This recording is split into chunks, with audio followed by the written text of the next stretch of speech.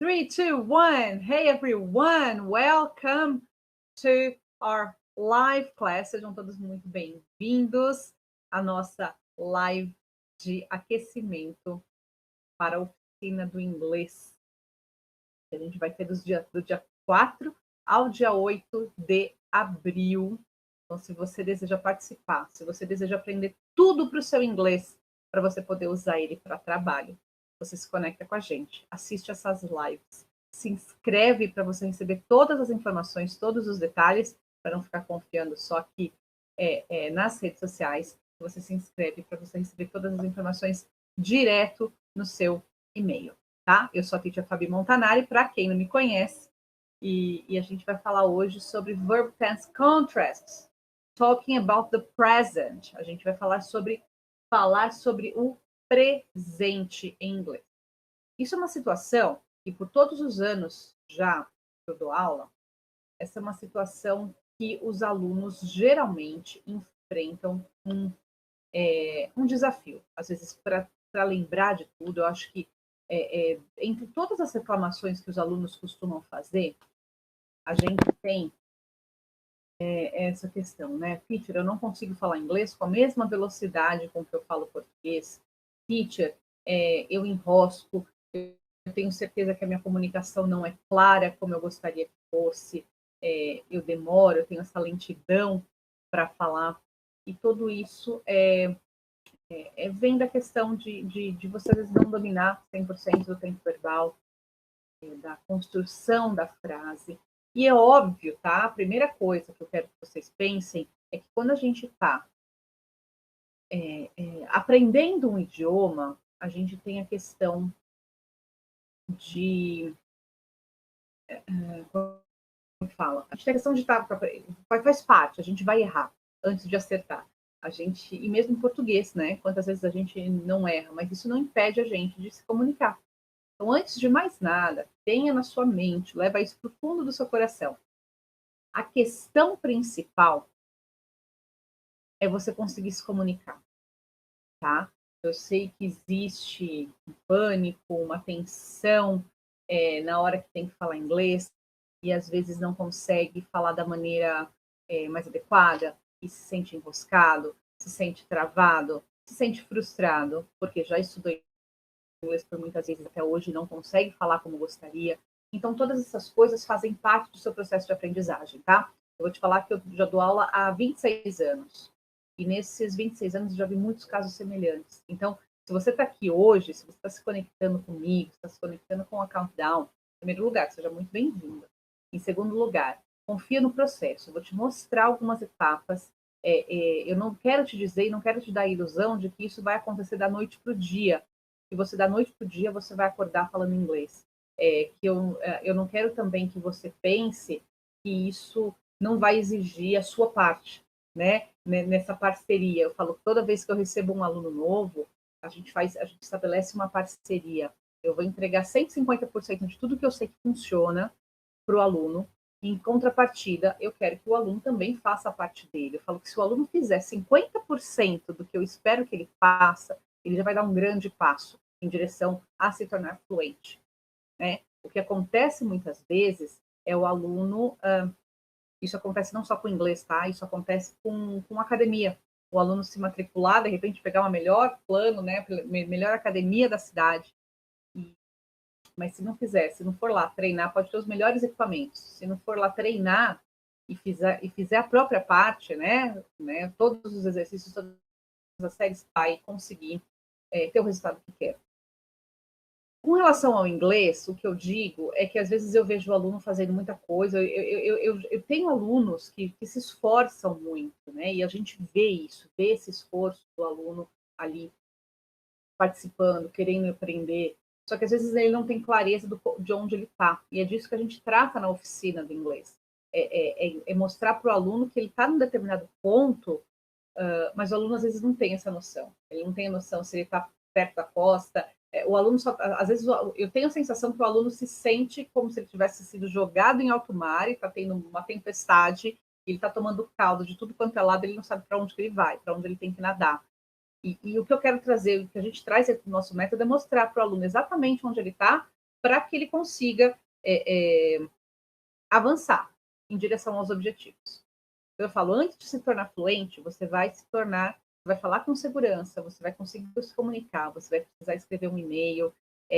Para quem não sabe, eu comecei trabalhando no ambiente corporativo. Eu trabalhei numa grande multinacional por alguns anos e eu dava aula de inglês, assim, contando de uma maneira bem resumida para quem está chegando aqui agora.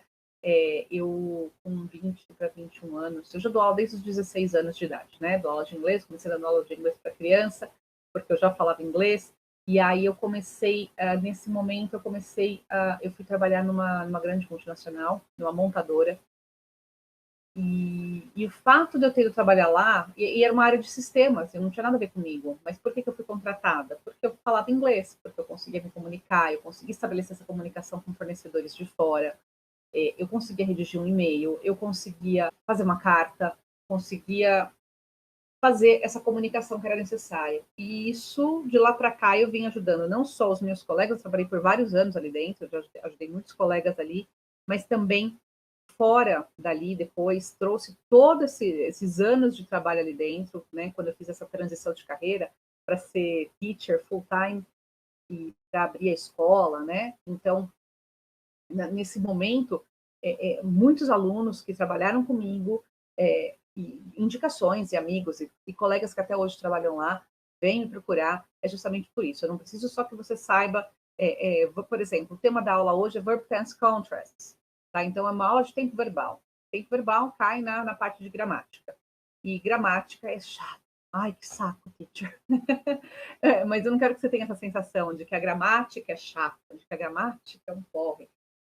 Obviamente, gramática por gramática, empilhamento de regra, não faz sentido nenhum. Porque a gente já passou anos e anos e anos dentro da escola sem uma noção prática do uso daquilo e realmente não faz sentido. Então, as chances são de que se você é um adulto que não é fluente em inglês ainda, se deva por conta de um trabalho muito mal feito lá na sua infância e adolescência de inglês, é fato. Por quê? Antigamente eu passei por isso também, né? Por que hoje eu falo inglês? Eu sempre estudei inglês fora, eu fui morar fora, então eu acabei aprendendo. Mas é preciso tudo isso para você aprender inglês? Não, de maneira nenhuma. É isso que eu quero mostrar para você. Se a gente tiver uma situação prática, onde você de fato vai usar isso daí, isso vai acontecer de uma maneira mais natural. Então eu preparei essa semana, porque primeira coisa, os alunos eles têm dúvida com relação à construção da frase. Mas se a gente traz isso para uma situação prática e depois de uma maneira estruturada, dentro do curso, obviamente, né? Mas aqui eu procurei colocar nessas aulas essa semana, a maneira mais didática possível. Mas é óbvio, agora você vai sair dessa aula e você vai colocar isso dentro de contexto. A primeira coisa que você tem que tentar fazer é usar esse conhecimento, aplicar esse conhecimento, tá? Então vamos lá. Se você não está inscrito ainda, vai lá no link da bio, tem o link da inscrição para a oficina do inglês e todo mundo que está inscrito vai receber os exercícios daqui, tá bom?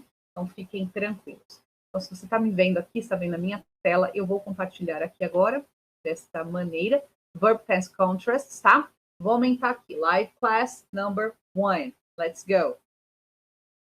Primeira coisa, a gente vai falar falando sobre o presente. Como a gente fala sobre o presente? Para que a gente usa o presente? A gente usa o presente para falar. A gente tem dois tempos verbais no presente. O presente simples, né, o simple present, e o presente contínuo, que é o present continuous. Gente, eu já ouvi tantas vezes já ouvi falar disso e eu acho isso um saco. E realmente, o nome da estrutura gramatical do tempo verbal é um saco, eu não sei disso em português.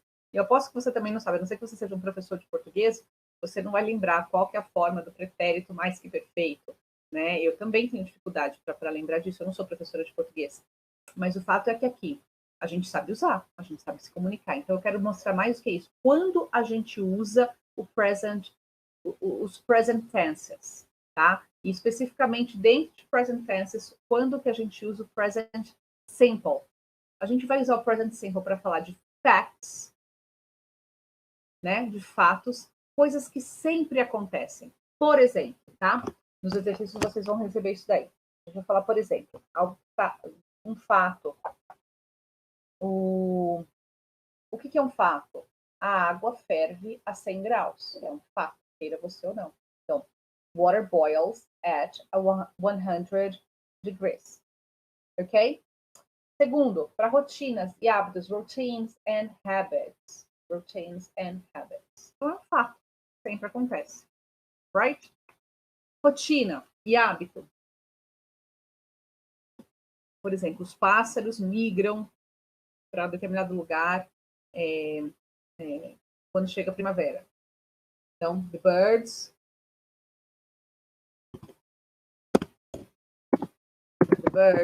return to the island when every spring, toda primavera, every spring, right? Então, é uma rotina, é um hábito, tá? Não deixa de ser um fato também. Ele também é um fato, mas é uma rotina e um hábito. The birds return to the island every spring. Por exemplo, the birds return to the island every spring. Então, é uma outra situação. A gente tem, por exemplo, eventos, timetable events. Timetable events. O que são timetable? Qualquer coisa que acontece com hora marcada. Então, a gente tem ali as aulas de inglês são às segundas e quartas, às 8 da noite. I have English classes every Monday and Wednesdays at 8 p.m. Então, isso é um timetable routine, event. E, por último, a gente tem a questão do plot of films, stories and plays. Então, a gente tem esse roteiro de filme, de histórias, de peças teatrais. Play aí é no sentido de peça teatral. Então, a gente coloca isso, por exemplo, no filme acontece tal coisa. So, it happens at the beginning of the film. Então, isso acontece bem no começo do filme. It happens. E aí, o rapaz faz isso, faz aquilo outro. Então, sempre se conta no presente. Outra coisa que acontece, imagina que você viveu uma situação engraçada e você vai contar essa história para outra pessoa. Então, você chegou em casa e você vai contar para alguém alguma situação que aconteceu, sei lá, no seu trabalho, na sua escola. E aí, você vai contar a situação, fulano fez isso. Em português, a gente usa o passado. Fulano fez isso, fulano tropeçou, fulano derrubou o copo de água. Em inglês, a gente conta no simple present. Então, then he drops the glass of water. Então, é comum acontecer isso. Não que não aconteça no passado, mas é comum acontecer no presente também, tá? Isso pode acontecer, então, o uso do simple present para essa situação de contar um fato que já aconteceu. Right? Quais são as formas verbais do simple, do present simple? É o famoso S na terceira pessoa do singular, tá? O S na terceira pessoa do singular a gente coloca como third person singular, ou ES em alguns verbos que vem com a forma do ES.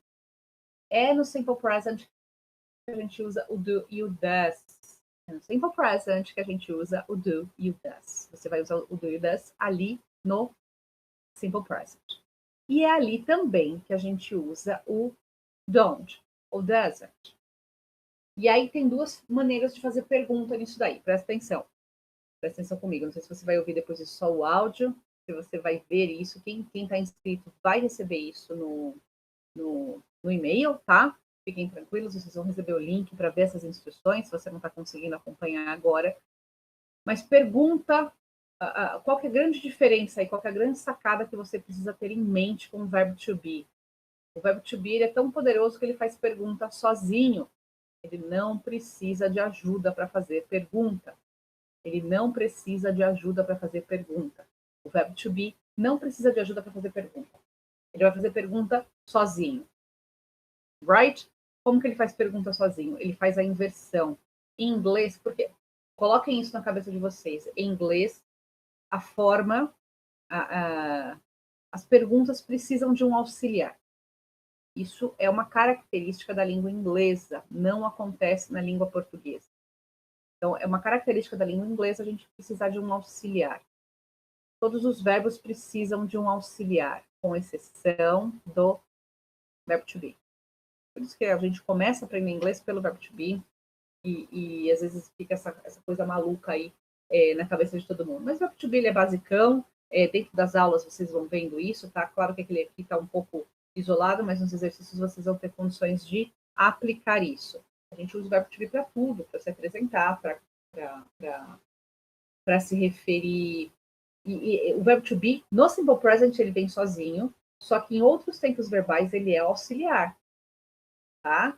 Essa questão do verbo to be precisar de auxiliar, das perguntas em inglês, a gente precisar de um auxiliar no verbo to be, ele vem sozinho no simple present. O que é a pergunta? Ele faz a inversão. Então, por exemplo, I am Brazilian. I am Brazilian. Eu sou brasileira. I am Brazilian. He is Brazilian. A pergunta com ele é brasileiro, eu vou inverter isso daí. Eu vou fazer is he Brazilian? Is he Brazilian? Tá? Então, eu vou fazer a pergunta aí e fazendo essa inversão. Are they Brazilian? Are they Brazilian? Esse é o verbo to be fazendo a pergunta sozinho. Agora, por exemplo, para todos os outros tempos verbais, eu preciso de um auxiliar. Ou do ou don't. Ou do ou does, ou don't e doesn't, dependendo da pessoa. O does e o doesn't, ele só vem para a terceira pessoa do singular, tá? Então é he, she, it. He, she, it usa does ou doesn't. Então, por exemplo, I don't speak German. Eu não falo alemão. I don't speak German. Então, por quê? O verbo speak, o verbo principal é speak. E como eu quero dizer eu não falo, eu vou pôr o auxiliar para este tempo verbal, que é o don't. Então, don't speak. I don't speak. Se eu for falar she, vai ser she doesn't speak. Ok? Então, a gente vai para o doesn't. Se for fazer uma pergunta, onde ela mora? Where does she live? Ok? Então, se vocês tiverem dúvida, vocês coloquem nos comentários, tá? Para quem tá pelo Instagram que não tá vendo a tela no YouTube, tem a tela, e para quem tá inscrito vai receber isso depois pelo e-mail, que vai ficar um pouco mais fácil para vocês acompanharem. Mas é essa questão. O auxiliar para o simple present é o don't ou doesn't. Ok? Qual outra maneira de a gente falar do presente, né? A gente usa também, para falar do presente, a gente usa o present continuous, que é o contínuo. O próprio nome já diz, é algo que está acontecendo continuamente, tá? Está em progresso no momento que a gente está falando. Então, a gente vai usar, por exemplo, o present continuous. A gente usa para as formas dele. Aí o verbo to be, ele vem como auxiliar para todas as pessoas. E o verbo principal precisa do ing. Então, eu vou colocar ali, I am studying English. He is studying English. I am reading a book. Pergunta, a gente faz a inversão. Are they reading a book? Eles estão lendo um livro? Is she studying English? Ela está estudando inglês? Quando que eu uso? Então, essa daí é a forma básica. A estrutura básica desse tempo verbal. Quando que eu vou usar isso? Eu vou usar isso para ações que estão acontecendo no momento que eu falo. Então, I am teaching right now. Eu estou dando aula. I am teaching. I am not reading a book. Eu não estou lendo um livro. I'm teaching. I'm not reading a book right now. Right? Então, falando do presente, eu estou descrevendo um ato que está em progresso. É diferente, por exemplo, de eu falar a água ferve a 100 graus. Water boils at 100 degrees. Water boils. É um fato. Ela não está fervendo. Eu posso falar, the water is boiling. Então, eu estou vendo que a água está fervendo. Mas eu não posso falar, no momento, sei lá, eu estou com a água na caneca, eu estou olhando para o fogão. E aí eu posso falar, the water is boiling. Então, eu já posso desligar o fogão. Mas se eu quiser falar o fato, é the water boils at 100 degrees. Mas se eu quiser falar